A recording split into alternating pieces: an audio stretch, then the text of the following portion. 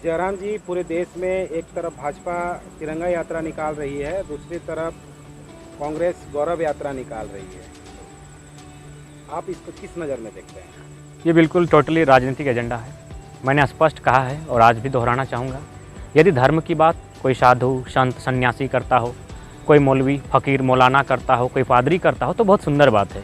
लेकिन कोई राजनेता अगर धर्म की बात करता हो तो मैं स्पष्ट कहना चाहूँगा, वहाँ धर्म की नहीं अपितु राजनीतिक षड्यंत्र की बात होगी।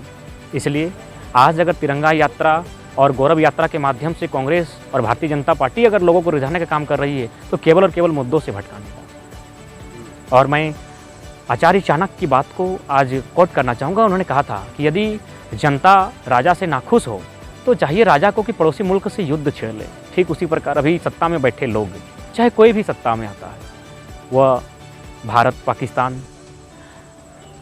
वह हिंदू मुस्लिम, वह तिरंगा, तो कभी सेना के नाम पे राजनीति करती है। तो कहीं ना कहीं ये बहुत ही दुर्भाग्य की बात है। आज जहाँ मुद्दा होना चाहिए था विकास, आज मुद्दा होना चाहिए था शिक्षा, आज मुद्दा होना चाहिए था स्वास्थ्य, महंगाई, लेकिन लोग आज केवल और केवल तिरंगा के नाम पर बरगला रहे हैं। गौरव यात्रा और तिरंगा यात्रा के नाम पर कहीं ना कहीं मुद्दों से लोग ध्यान भटका रहे हैं। क्या आप देशद्रोह वाला बात कर रहे हैं? देखिए, देशद्रोही अगर आप कहते हैं तो आप लोग अपनी नज़र में अपने अपने जगह सोच के लिए स्वतंत्र है, लेकिन मैं स्पष्ट कहना चाहूँगा, तिरंगा यात्रा और गौरव यात्रा को का आप एक तरह से विरोध कर रहे हैं। विरोध मैं नहीं कर रहा हूँ, मैं राजनीतिक पार्टियों द्वारा आह्वान का विरोध करता हूँ। जिस प्रकार मैंने कहा कि धर्म की बात अगर कोई साधु संत सन्यासी कोई मौलवी करता है, ठीक उसी प्रकार तिरंगा की बात गाँव का गरीब किसान मजदूर सेना का जवान करता है तो अच्छी बात है। राजनीतिक पार्टी अगर इसको बीच में घुसते हैं तो कहीं ना कहीं राजनीतिक षड्यंत्र मुद्दों से भटकाने का कार्य कर रहे हैं। आज आपने खाद्य पदार्थ पर जीएसटी लगा दिया और आप तिरंगा यात्रा की बात करते हैं। खाली पेट तिरंगा कहाँ तक उठेगा? इसीलिए तिरंगा हमारी भावना है, तिरंगा हमारे हृदय में है, तिरंगा को कौन हमसे छीन सकता है। तिरंगा जब तक हमारी सांसें हैं, तिरंगा के लिए हम लड़ेंगे और हमने ये बलिदान दिया है। तो इसलिए बात आपके पास सत्ता है, आपके पास देश की बागडोर है, आप स्वास्थ्य की बात कीजिए, आप शिक्षा की बात कीजिए, आप रोजगार की बात कीजिए, आप कालाधन वापसी की बात कीजिए, आप महंगाई नियंत्रण की बात कीजिए, आप जो खाने के पदार्थों में जीएसटी लगा रहे हैं, आप जो निजीकरण कर रहे हैं, देश को एक बहुत बड़ी गुलामी की लकीरों में धकेल रहे हैं, जंजीरों में धकेल रहे हैं, आप उसकी बात कीजिए।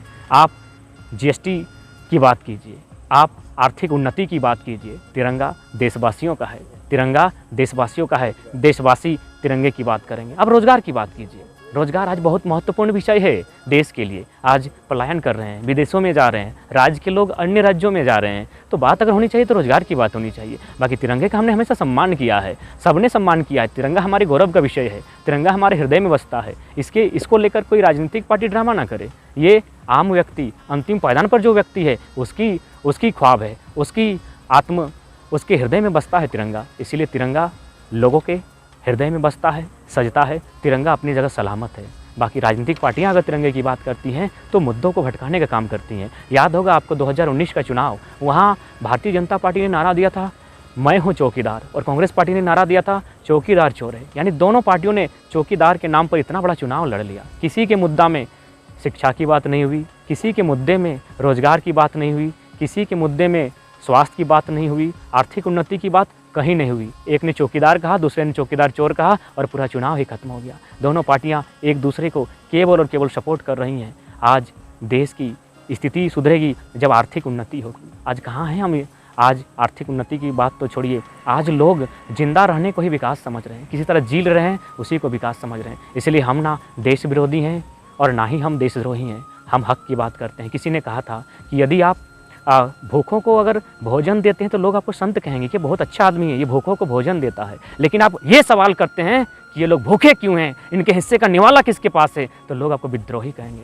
तो अगर ऐसा कहना विद्रोही है तो हाँ, हम विद्रोही हैं। हम भूखों के हिस्से का जो निवाला जो छीन कर ले जा रहे हैं, हम उस पर बात करेंगे। जयराम जी, ये अभी तिरंगा यात्रा में आप देख रहे हैं कि बाइकों में, गाड़ियों में जिस तरह से झंडा बांधा जा रहा है, कल तक वहाँ पार्टियों के झंडा बंधा हुआ करता था, जो उस जगह पे तिरंगा बांधा जा रहा है। कहीं ना कहीं कोई थूक रहे हैं तो तिरंगा पे लग रही है, पैर में सट रहा है, ज़मीन में सट रहा है। मैंने स्पष्ट पहले ही कहा, राजनीतिक पार्टियों के लिए केवल और केवल मकसद है लोगों को अपनी ओर आकर्षित करना। आज के डेट में कहते हैं ना, जो दिखता है उसी के पीछे लोग भाग पड़ते हैं, क्योंकि भारत देश भावनाओं का देश है। यहाँ लोगों की भावनाओं को आप किस प्रकार जीतते हैं, उन्हें अपनी भावनाओं में कैसे ढालते हैं, इस पर बात होती है। निश्चय ही हमने भी देखा सोशल मीडिया के माध्यम से कि जहाँ तिरंगा होना चाहिए था वहाँ राजनीतिक पार्टियों का झंडा होता है, और जहाँ उनकी पार्टी का झंडा होना चाहिए वहाँ तिरंगा होता है। तो स्पष्ट है ये लोग तिरंगा के नाम पर, गौरव यात्रा और तिरंगा यात्रा के नाम पर केवल और केवल अपना मकसद देख रहे हैं, अपनी मंजिल को ठान रहे हैं। तिरंगा उस दिन, इसका तैयारी चल रहा है क्या? निश्चय ही 24 की तैयारी चल रही है। तिरंगा उस दिन खुशहाल होगा जब इस राष्ट्र का कोई बेटा भूखा ना सोएगा, इस राष्ट्र का कोई बेटा बेरोजगारी से आत्महत्या नहीं करेगा, इस राष्ट्र का कोई बेटा पैसा के अभाव से दम नहीं तोड़ेगा। तब तिरंगा मुस्कुराएगा, तब माँ भारती मुस्काएगी।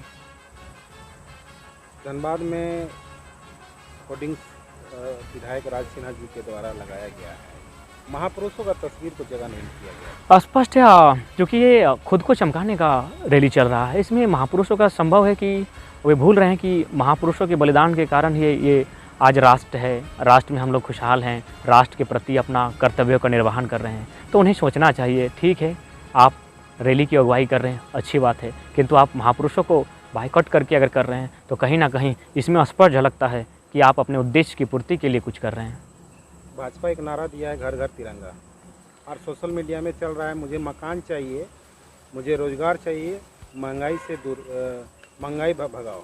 निश्चय ही घर घर तिरंगा, घर घर तिरंगा नहीं, लोगों के हृदय में तिरंगा हो, उनके सोच में तिरंगा हो, उनके विचारों में तिरंगा हो, उनके मन मस्तिष्क में तिरंगा हो। बाकी घर, उनके पास घर होना चाहिए, उस घर में एक छोटा सा परिवार हो जो खुशहाल हो, और वह परिवार तभी खुशहाल हो पाएगा जब उसकी आर्थिक उन्नति संपन्न होगी। क्योंकि आप किसी राष्ट्र की उन्नति तभी माप सकते हैं जब अंतिम व्यक्ति पर, जो पायदान पर जो व्यक्ति खड़ा है अंतिम पायदान पर, उसकी अगर आर्थिक उन्नति, उसकी अगर जेब में आर्थिक उन्नति ठीक ठाक नहीं है तो फिर उस राष्ट्र की उन्नति को आप नहीं नाप सकते हैं। इसलिए किसी ने, सरदार पटेल ने कहा था कि भूखे नंगे लोग गाँव को जला देंगे।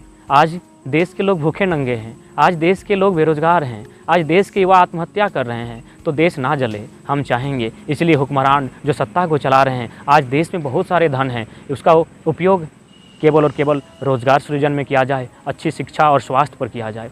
क्योंकि कई बार सुनने को आता है विधायकों को खरीद लिया जाता है, तो भैया मैं निवेदन करना चाहूँगा कि उस पैसे का सदुपयोग किया जाए, ना कि दुरुपयोग।